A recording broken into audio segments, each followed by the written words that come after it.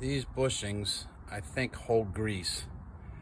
They go in there, and it's probably why some of these guys just pop the motor out easily, and some have to fight because it makes it really tight.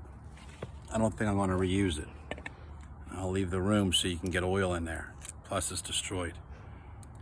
This wedge is what locks the motor in and slides down like so.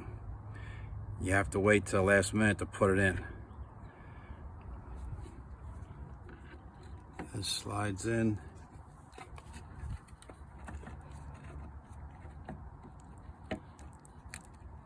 Through both hinges.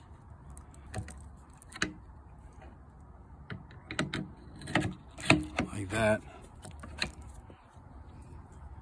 Throw a nut and a bolt in to hold it still.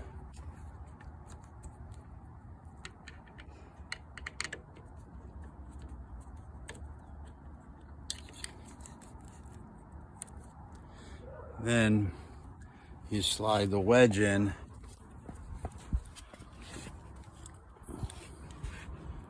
This is the hardest part. To sit gravity like that. You have it sit there flat, and as you rotate the hinge, it'll drop into place.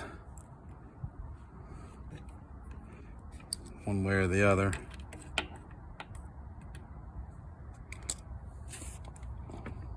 Just as that hook closes, you see it go down. Right there, as the hinge closes, it goes down.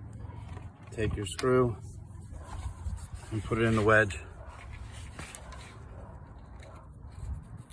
That bolt will also push the wedge up and down. Once you get in there, the wedge won't fall out again. There's not a lot of adjustment. As you can see, the hole to the right's larger than to the left. The bottom holes are threaded. In the front, same thing. Top hole's larger with an oval and then threaded. I believe the threaded are speed nuts, so they probably give a little movement. There you go, 75 bucks.